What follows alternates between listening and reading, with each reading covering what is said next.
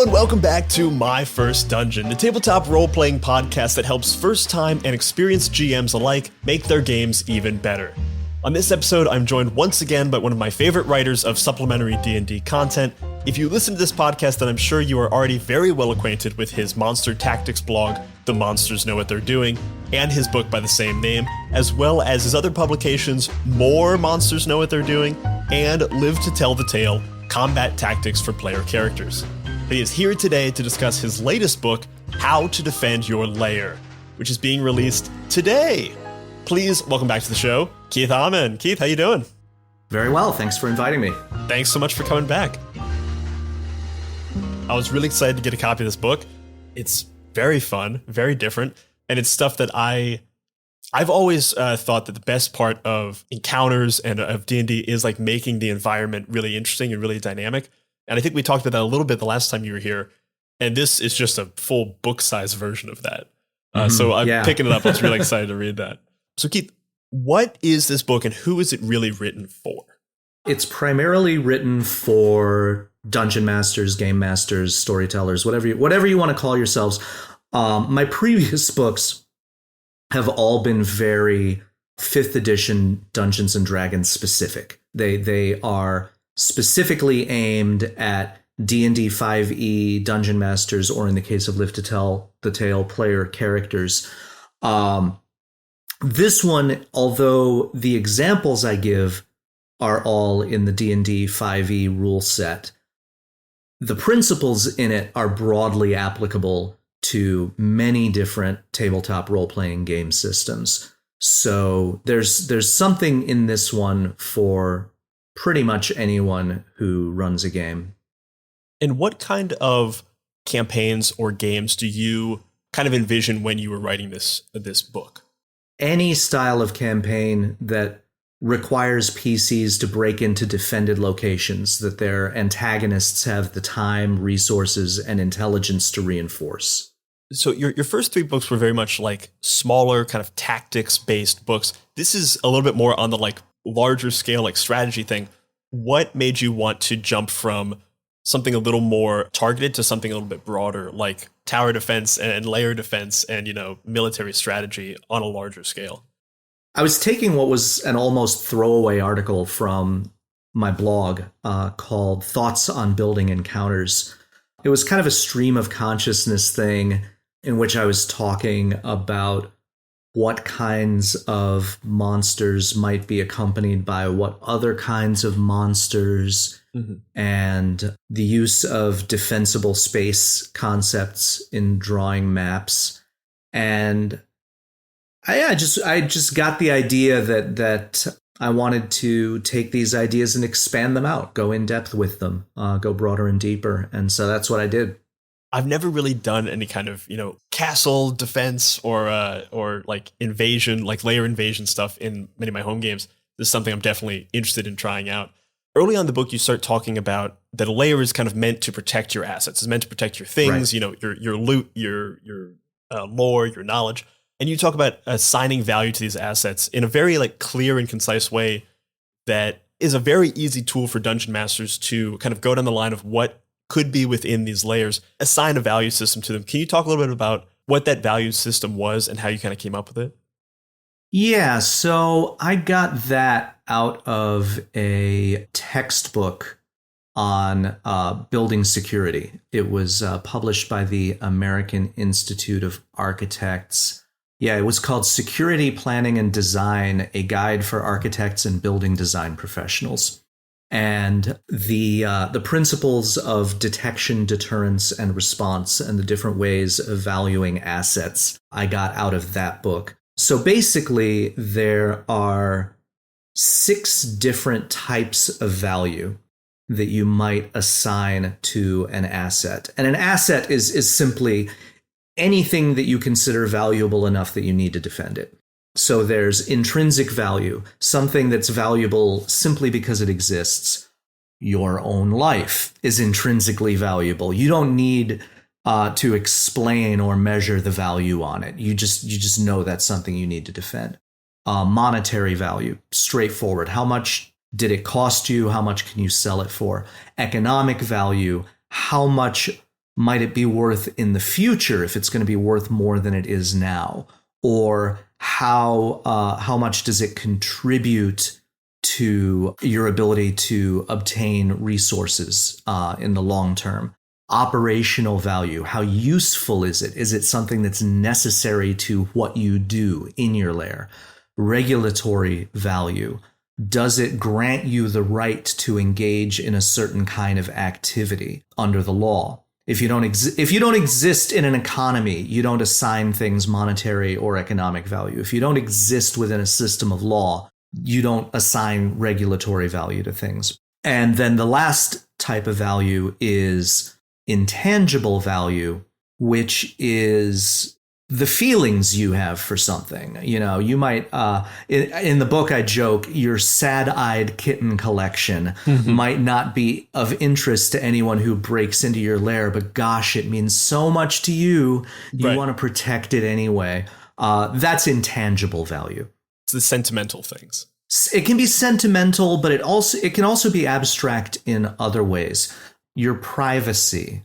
Okay. Your peace of mind. These are things that have intangible value, even if they don't have other kinds of value. Stuff like that. Particular relationships. Lore that might be of importance to you, either, as you said, for sentimental reasons, or because something has historical significance, or because it's associated with you or your family or your faction in a way that enhances your reputation or your status. Okay. So the AIA textbook assigns these values on a scale of 1 to 5.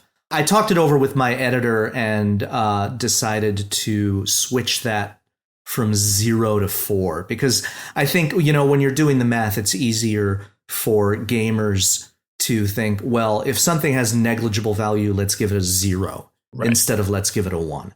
Yeah. And these are not precise values. They're relative values. I, at some point along the way, decided that monetary and operational value for magic items should correspond to their rarity. So you have these brackets where common things are worth 50 gold pieces or less, and uncommon things are 500 or less, and rare things are 5,000 or less, and so on. And I just kind of extrapolated that to everything monetary or economic or operational. If it seemed like in that ballpark, then that's the number I gave it, like orders of magnitude, So yeah, you don't have to be precise with these things. And you don't have to be consistent from layer to layer. Just within a given layer, it helps to use these numbers to highlight which assets are going to demand more of your attention than which other assets, and sort them that way so that the most valuable ones, you're devoting the most attention and the most resources to defending. And you're doing more of that outlay up front. And then as you work your way down, you might reach a point where you kind of run out of resources and say, well, okay, the measures that I've put in place in order to defend all these other more valuable things are going to have to suffice for these less valuable ones. I recently played a game of Wanderhome. And in that game, there's an aspect of player characters will ask other characters questions, and it kind of helps further define the relationships between the characters. And that was kind of the moment that the game kind of came alive and characters came alive. I kind of think of this as a similar thing for this physical space and for the, the owner of the layer. Like you going down these kind of like checklists and figuring out like, okay, what is important to this person? Let's assign a number to it. Even if it's a kind of vague, arbitrary number, gives you a lot of information, because all of a sudden you're thinking, oh, this guy, this noble really cares about this ring that is the symbol of his house. He's going to put more money into protecting that. And then all of a sudden that's trickle down effect. Now he's protecting his loot less. Now he's protecting this less. And by assigning that value to things, you get a much clearer idea of who this villain, this owner is in a way that is really, really helpful in role playing, because you immediately know, okay, that's what this guy cares about. That's what he doesn't care about. Let's go from there. That's how he's going to protect his things. Yeah, and if a lair owner's back is against the wall, they might bargain for their lives, for the protection of their most valuable assets. They might bargain away their less valuable assets. So by rating them in this way and ordering them in this way, you get a sense of what they're willing to part with in order to stay alive and be able to continue to protect the things they care about a lot more. Yeah. One of my difficulties sometimes when DMing is you get to that like heightened state of your player character's done something crazy and now all of a sudden they're putting your villains back to the wall. Mm-hmm. And you've got to, in the moment, think like, oh, okay, I guess, does he care about this? What's their decision? With this, you all of a sudden have that kind of clear roadmap that I think is incredibly helpful. These kind of like just small little checklists that you can do in just a couple of minutes, but are a great thinking exercise, or a great exercise to really let you know what your NPCs and your villains are going to want and are going to need in the moment of these kind of like high pressure situations. You talked a bit about detection, deterrence, and response being kind of like the three keys of security. And even, I guess, before we even talk about that, because that's a big part of this book, is these three pillars of security. Mm-hmm. It's what those little goblin kids on the cover represent also. Oh my God, is that? They stand for detection, deterrence, and response. Oh my God. You got the one looking through the telescope, you got the one pulling up the ladder, and you got the one readying the slingshot. I mean, I loved this cover art before, and I love it even more now. That's very fun. You talked about detection, deterrence, and response to these three pillars, but as we were just talking about these kind of this kind of checklist thing, you were mentioning sources that were, security textbooks and things, which I'm guessing is a bit of a different research process than your previous books, which were like just kind of think about the monsters and stuff. Can you talk about what did you find most helpful in kind of researching this book and really like parsing it out? Was it these like security textbooks, or was it military history? What would you kind of find? It was all kinds of things. I mean, the previous books, those were just analysis of stat blocks and the D&D core books, and I didn't really have to do that much research. Not really any research beyond them. I mean, occasionally I would just look something up to give myself an example, but mostly the monsters know, more monsters, live to tell. That all comes from either the core books or just things I already knew. This one I had to do a lot of research for. And yeah, I went to the building security textbooks, books on military doctrine, including U.S. Army field manuals, lots of books on castle construction, books on spycraft, on locks and keys. And also some stuff just came from random inspiration, things that I happened to be reading at the same time I was working on the manuscript. For example, I was reading a book by Brian Klaas called Corruptible: Who Gets Power and How It Changes Us. It's mostly about the reasons why we keep picking the wrong people to lead things, like, I don't know, the United Kingdom or Twitter. Yeah, among many. And there's a section in there on like workplace corruption and corruption in security units and things like that. And one of the observations Klaus makes is that if you assign the same people to the same duties all the time, you increase the risk of corruption in the ranks, because certain jobs tend to be associated with higher status. Certain jobs tend to be associated with lower status. If you get stuck with the scut work all the time, you're going to build up resentment toward your employer or your commander. And conversely, if you are always assigned to guarding something very, very valuable, that's going to start filling your head with ways that you might exploit what you know and other people don't know to pull off a heist or maybe aid and abet one. So one thing you want to do is constantly rotate all of your underlings through all of the different assignments that they might have, so that nobody gets stuck with the worst stuff all the time. Nobody starts to accumulate knowledge that other people don't have. And also, and you get more of a sense of fairness and a sense of being treated fairly. You also, from time to time, apply integrity tests to, make sure that in a tempting situation, your people will do the right thing. And then when they do the right thing, you make sure you recognize them for it and say, you were tested, you came through. We appreciate that, to reinforce and cement that loyalty. And I read this and I thought, oh, well, this totally applies to what I'm writing. And so I inserted some of that into the book as well. I remember reading that and thinking that was really smart. And the first thing that popped into my mind was, oh, I really want to do like a West Marches style, or like a campaign where I'm, the lair owner, like the party is all taking care of their lair. And it's just like kind of the day to day of like picking up those kind of little things, which it could end up being a little bit boring, but could also end up being really fun of like having to root out these, possible areas of corruption, like figure out how to deal with them. And then when one of those giant attacks comes in, all of your kind of chickens come home to roost. How well did you maintain your troops? And how well will that help you when this like massive attack comes in? Going back to those 3 pillars of security: detection, deterrence, and response. This, I think, is another like great checklist item for dungeon masters of, if you know exactly how your lair or how your villain is dealing with these 3 elements, you know pretty much everything you need to know about what your PCs are going to be met with when they try to make an attack and what the response is going to be. You at least have the foundation. Yeah. I mean, exactly. Seeing those three things listed in that book, I mean, that was clearly like an aha moment. That was something that I immediately recognized. People need to know this. Right. I needed to know this, and it's going to change how I think going forward.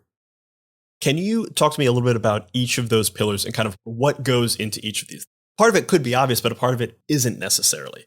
Sure. Well, detection is being aware of threats before they become imminent.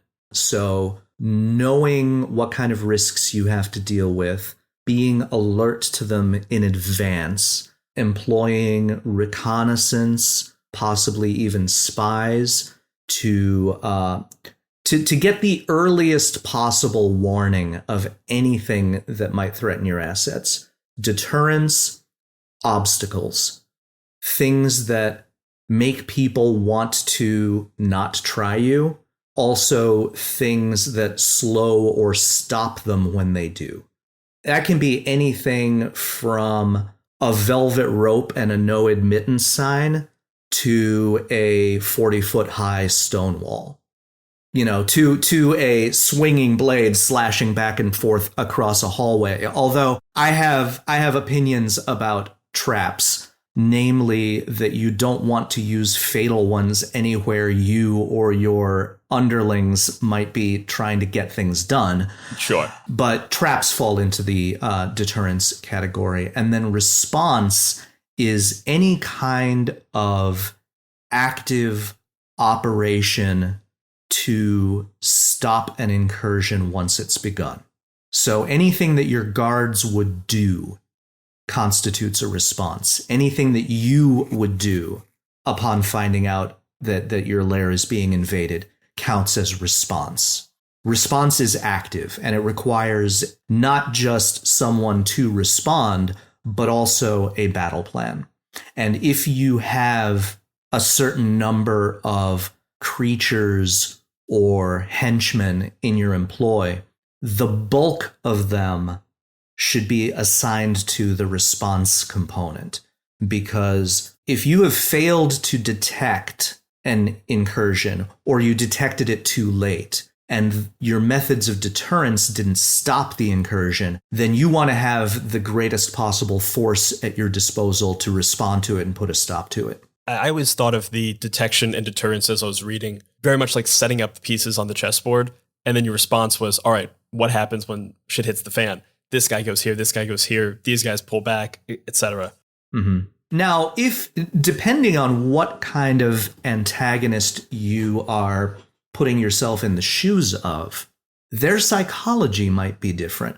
I recommend putting the bulk of forces in response, but let's say you're a beholder. Beholders are paranoid.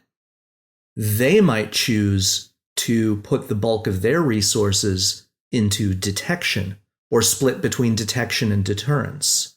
and figure that they can handle the response themselves. Mm-hmm. They might not trust anyone or anything else to handle the response. So it's not hard and fast. And you can always let the unique characteristics of your villain alter the balance and change things to reflect their priorities, their psychology, and even their flaws. You know, one thing I mention is that a smart commander will compensate for their own weakness.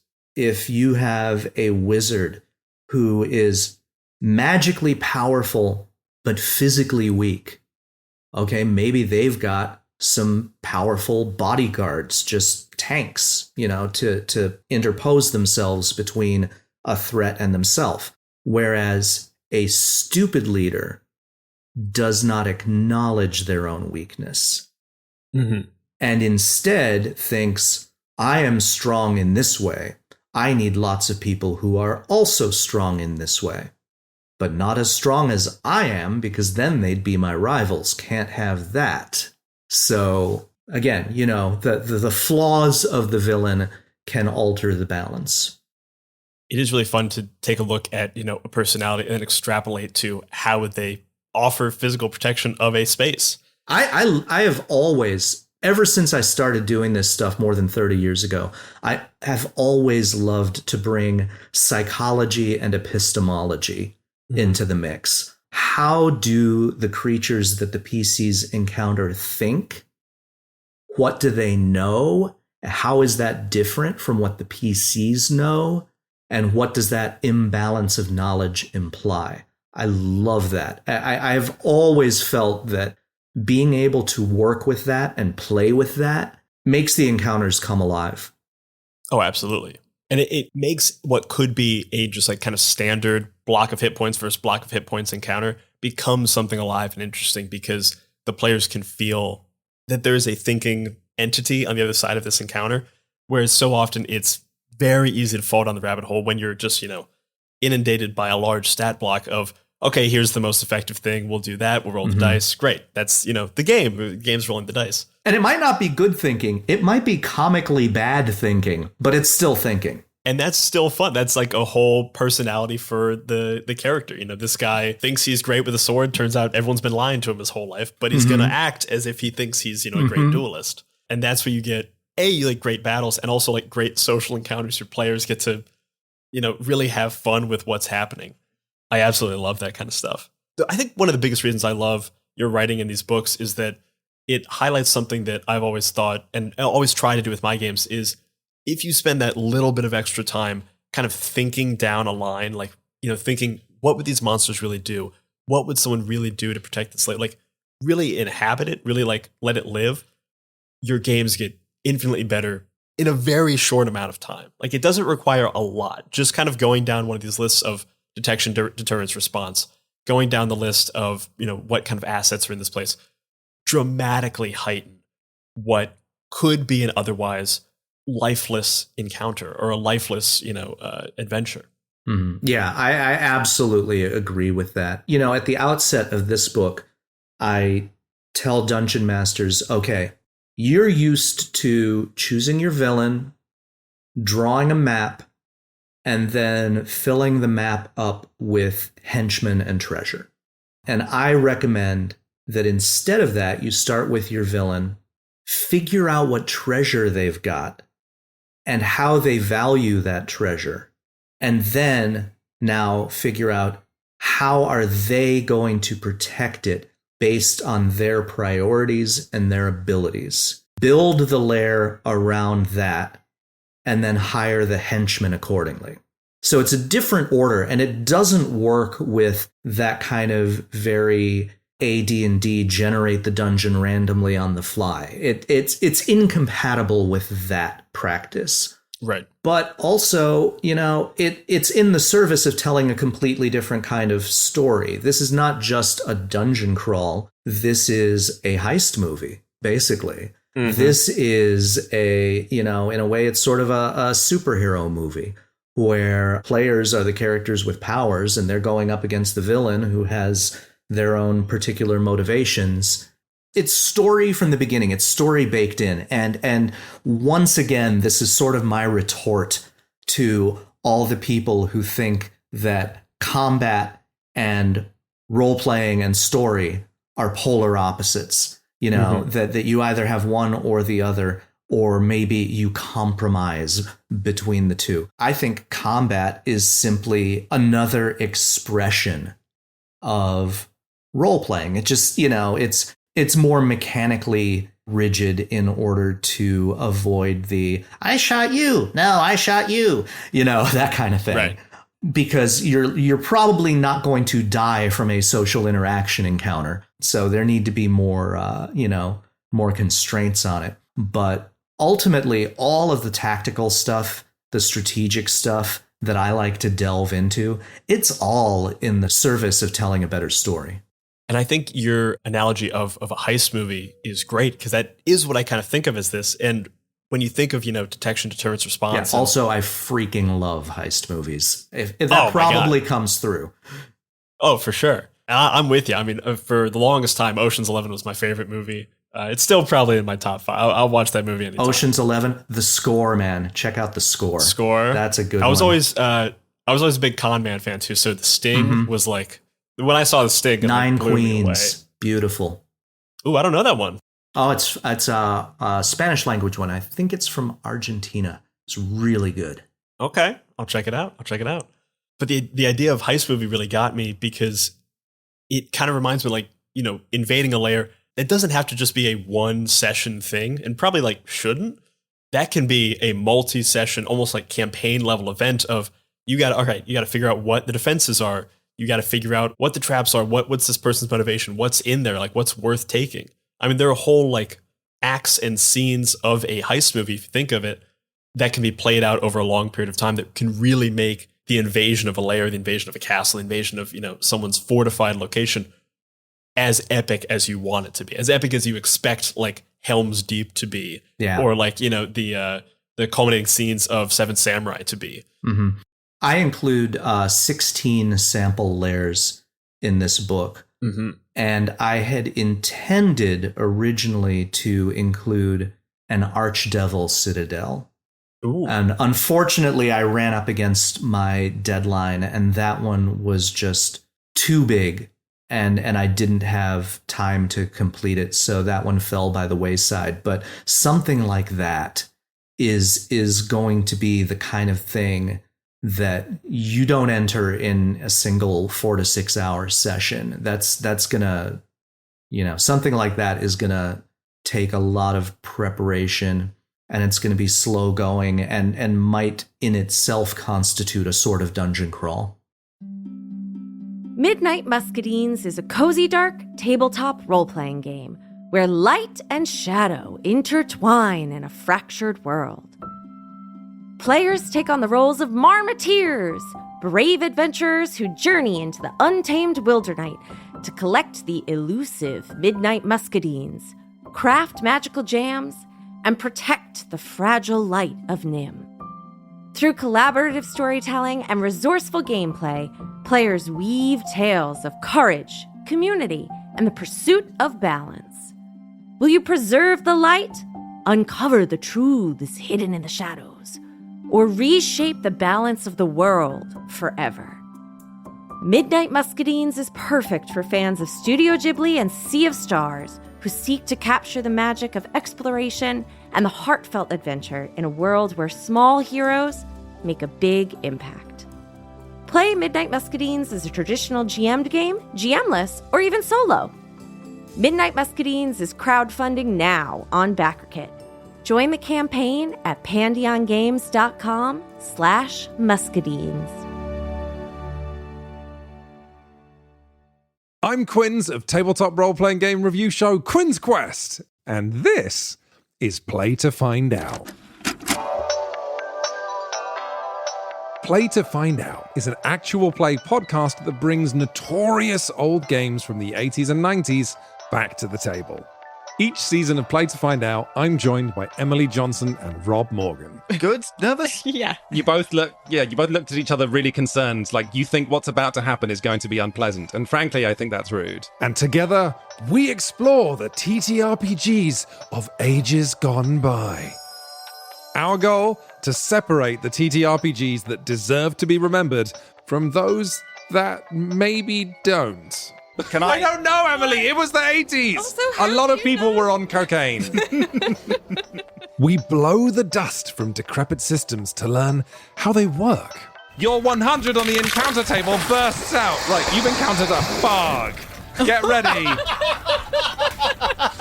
Don't laugh. Does one get ready for a fog? Don't laugh. Encounter their unique quirks. I do finger guns to cover up how I wince. A weird thing happens as you do finger guns. Oh no. And I'm hoping that the Quinn's Quest community will join us in exploring these games too. If you this up, cannot describe to you how much your adventure ends here. Yeah, that's fair. Because the best way to learn is to play to find out. Play to Find Out is available now on the Quinn's Quest Patreon, but the first episode of each series streams for free on the Quinn's Quest YouTube channel and wherever you get your podcasts. Anyway, you failed the Earth Tech roll, and you made jokes while I was doing my exposition, so you don't get to hear any more. Oh, no. Come on. I was shook as...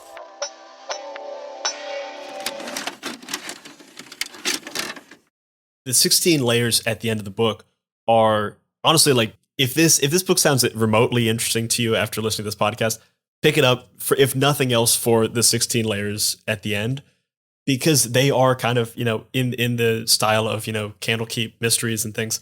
It's 16 like fully made adventures for you.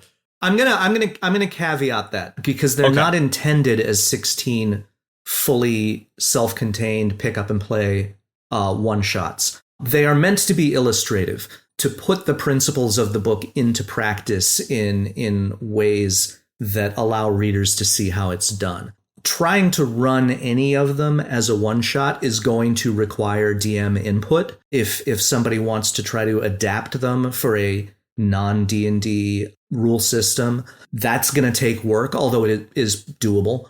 They'll require some fitting into a campaign and a setting, but also you can feel free to change anything in them you want to. I'm not by any means saying that you should run them exactly as they are. Don't mess with them. I'm not saying that. They're there to play with and to think about, and hopefully to have fun reading about, because I had a blast creating them.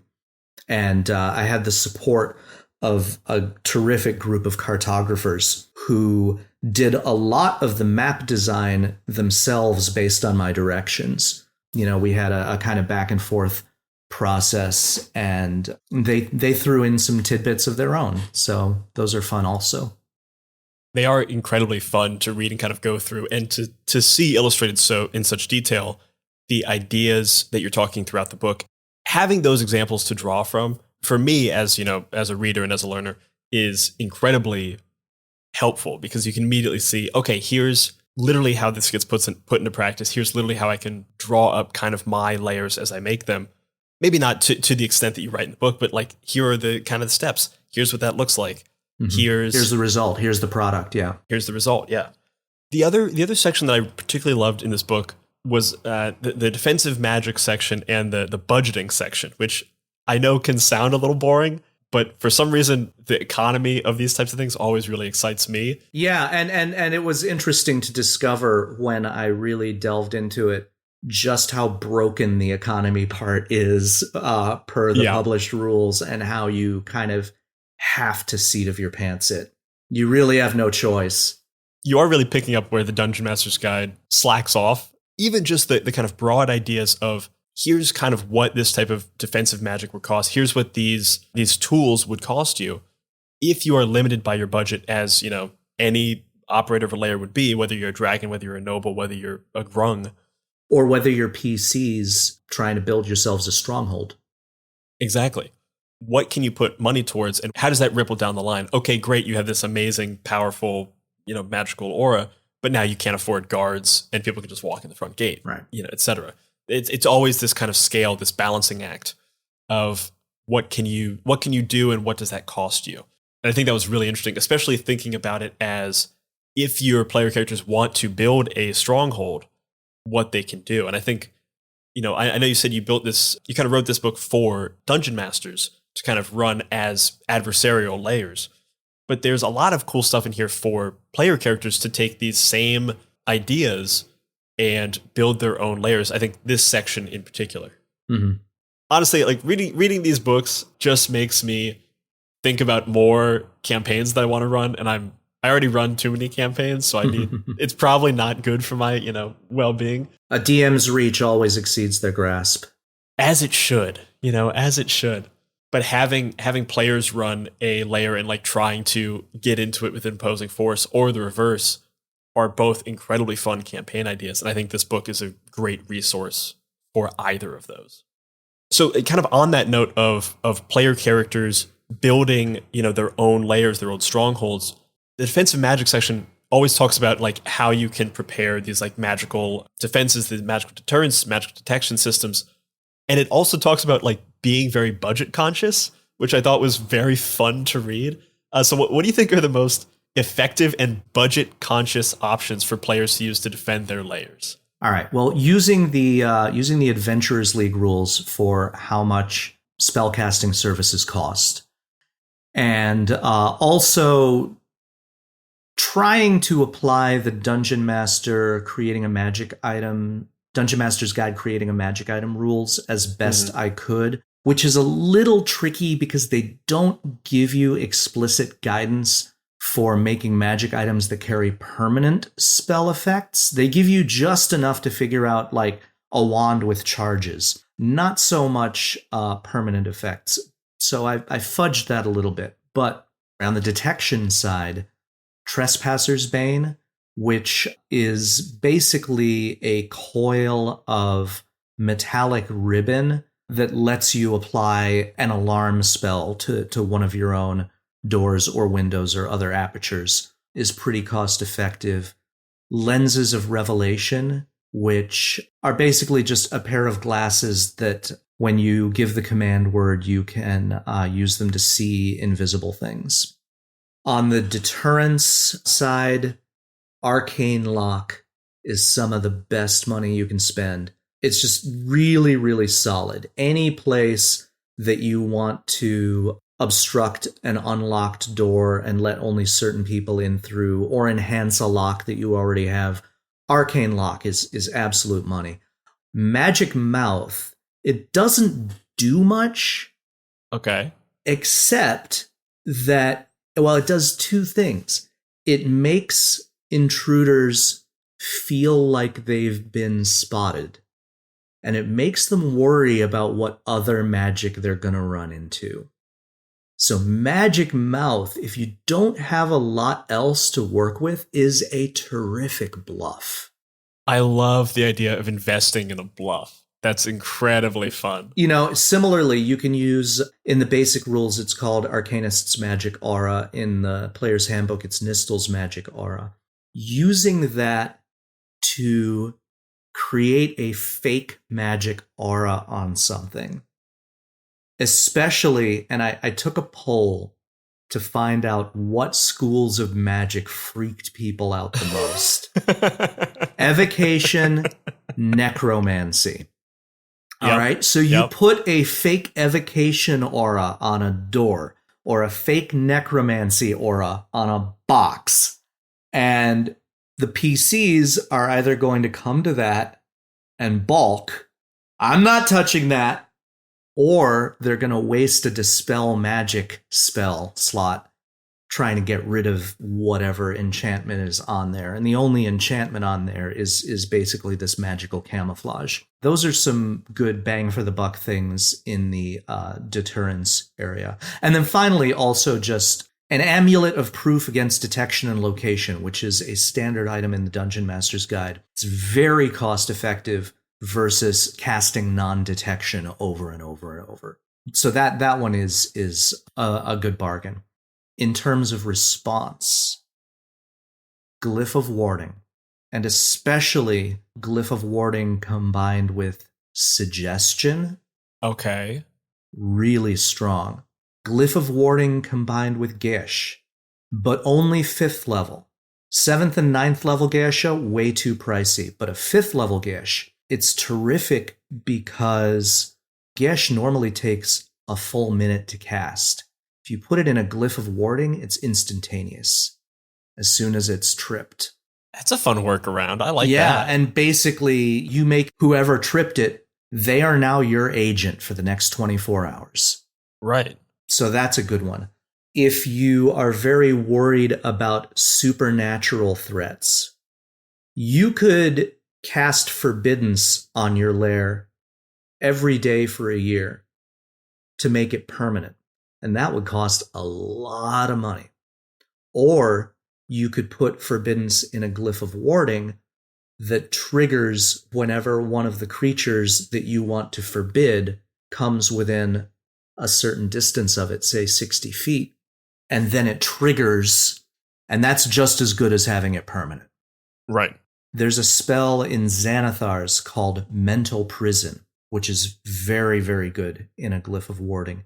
And then finally, the spell Symbol, which is itself sort of a like a Glyph of Warding with a very advanced consequence built in, like something heavier than explosive runes. So because it combines both the triggering mechanism and the payload, Symbol is a nice, efficient spell to cast. Now, the tricky thing about Symbol, the thing you have to be careful with, is that the effects extend a great distance and don't care who they get. Mm-hmm. So you have friendly fire risk with Symbol. You have to be careful with that and make sure you're putting it someplace where you're not going to hit yourself or one of your own people if it goes off.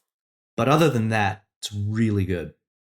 I think the idea of, I'm really like latching onto the idea of like bluffs in your deterrence, because once a siege or invasion starts, it becomes a game of economics in a lot of different ways. Right. One, have you put the right amount of money into things so that your defenses are as strong as possible, which, you know, to your point, casting a spell every day costs you a lot of money. Casting a spell once on something with a trigger has the same effect, but it's way cheaper. And now you can invest that money elsewhere. But if your deterrences and your defenses are making players waste spell slots, that is a valuable economic resource that they or time. Have. Or time. And I mean, hit points, you know, is another thing. Mm-hmm. Your players are trying to conserve as many of these things as possible. Per rest abilities. Exactly. These little things like, you know, having someone burn 1 detect magic may not seem like a lot, but that's a spell slot. And it adds up. Slowly, it adds up. And for a lot of these layers, it's not just like you go in the front door and then you battle a bunch of guys and that's it. There are levels, there are areas, there are, you know, lots of different areas of defense and of redoubt and stuff. And interestingly, the fight with the boss may not be the boss fight. Mm-hmm. The boss might, in fact, be weaker than the sum total of their minions, in which case that fight in the main battle area against the response force becomes the boss fight.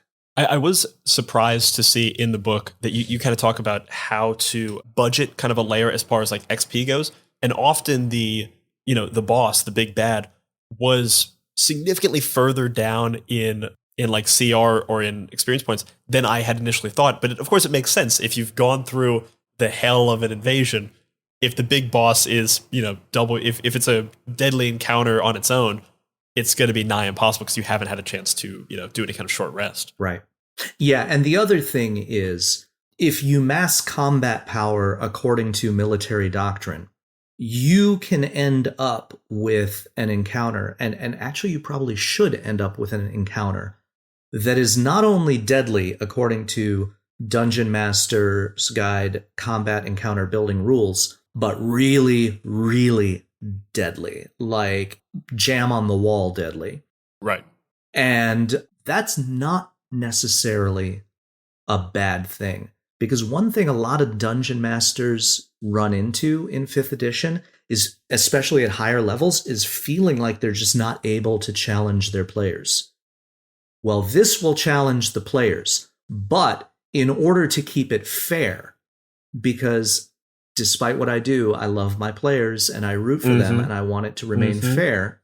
To compensate for that one super deadly encounter that can use up to half of an entire day's adventuring budget, you need to make sure that any other combat encounters they run into are token. Like 1 medium encounter or 2 easy encounters. And that's it. Those plus the super deadly encounter and no more. Because otherwise, I call it the wood chipper. You don't want PCs running headlong into the wood chipper. You want them to be challenged and even scared, but you want them to survive and you want them to prevail. It has to be within their reach if they reach for it. So you keep that balance in mind. On the one hand, having this one thing be extremely dangerous, but on the other hand, making sure that the other things they run into are not really all that dangerous at all.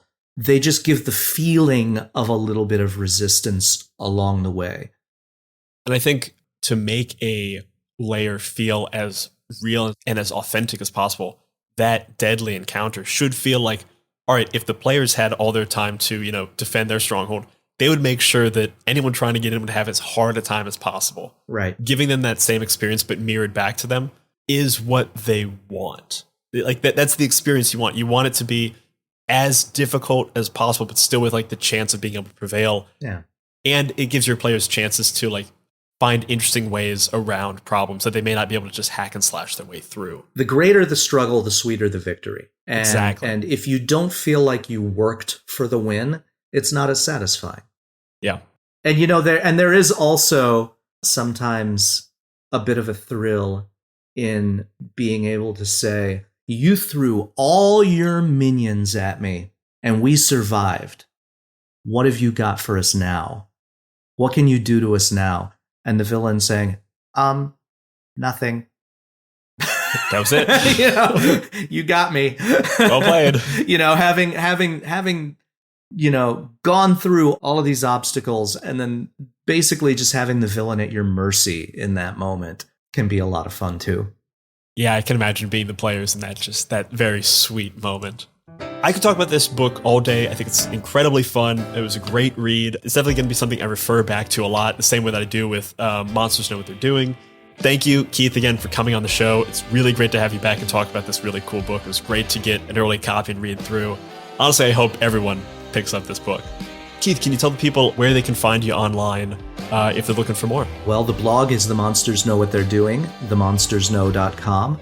My personal website is spyandowl.com, all spelled out, no punctuation. If Twitter has not face planted in the last 2 weeks, then I am on Twitter at Keith Ammann. I'm also hedging my bets over on Mastodon at Keith Ammann at dice.camp. And to everyone listening, I highly encourage you to pick up a copy of this book for yourself or for that special GM in your life. And if you don't already own copies of the other books, The Monsters Know What They're Doing, More Monsters Know What They're Doing, and Live to Tell the Tale, Combat Tactics for Player Characters, I highly suggest you grab those as well. They're all very good reads. If you're a dungeon master or if you want to know what your dungeon master is going to throw at you, pick them up. And if you like this show and want to support it, the very best way you can do that is to go to your podcast player right now and click follow, and then leave us a review. It really does help more people find the show, and I'd really appreciate it. Past that, you can find us on social media at MyFirstDungeon on Twitter, assuming it's still around. Again, Keith, thank you very much for coming on. Thank you for inviting me. And as always, remember, if you're having fun, you're already doing it right. Bye-bye, everybody.